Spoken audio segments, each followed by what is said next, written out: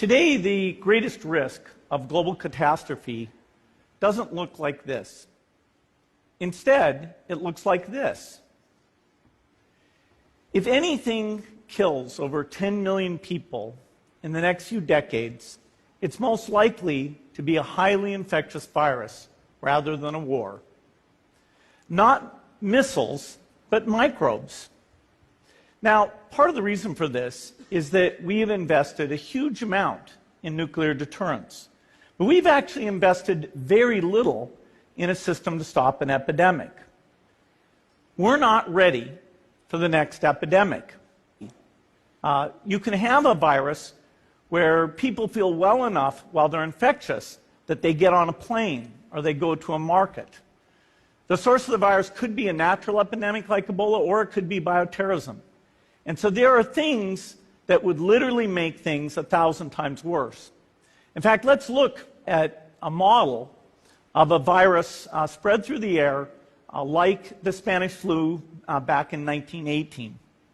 So here's what would happen. It would spread throughout the world very, very quickly. And you can see there's over 30 million people die from that epidemic. So this is a serious problem.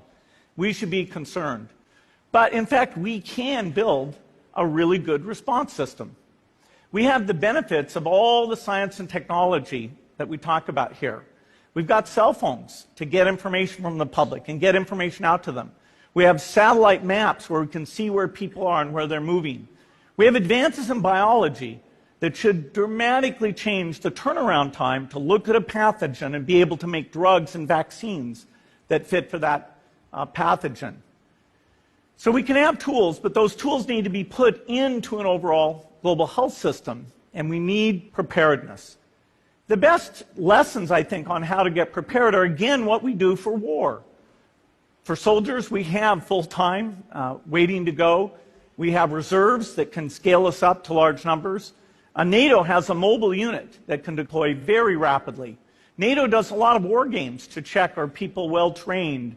Do they understand about fuel and logistics and the same radio frequencies? So they are absolutely ready to go. So those are the kinds of things we need to deal with an epidemic. What are the key pieces? First is we need strong health systems in poor countries. That's where mothers can give birth safely, kids can get all their vaccines, but also where we'll see the outbreak very early on. We need a medical reserve corps. Lots of people who've got the training and background who are ready to go with the expertise.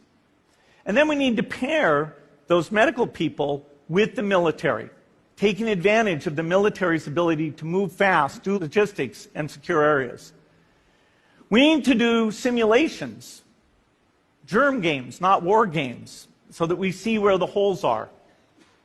The last time a germ game was done in the United States was back in 2001, and it didn't go so well. So far, the score is germs 1, people 0. Finally, we need lots of advanced R&D in areas of vaccines and diagnostics. There are some big breakthroughs, like adeno-associated virus, that could work very, very quickly. Now, I don't have an exact budget for what this would cost, but I'm quite sure it's very modest compared to the potential harm.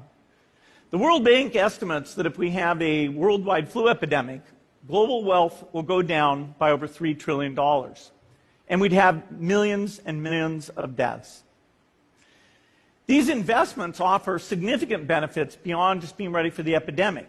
The primary health care, the R&D, those things would reduce global health equity and make the world more just as well as more safe. So I think this should absolutely be a priority. There's no need to panic. We don't have to hoard cans of spaghetti or go down into the basement. But we need to get going because time is not on our side. In fact, if there's one positive thing that can come out of the Ebola epidemic, it's that it can serve as an early warning, a wake-up call to get ready. If we start now, we can be ready for the next epidemic. Thank you.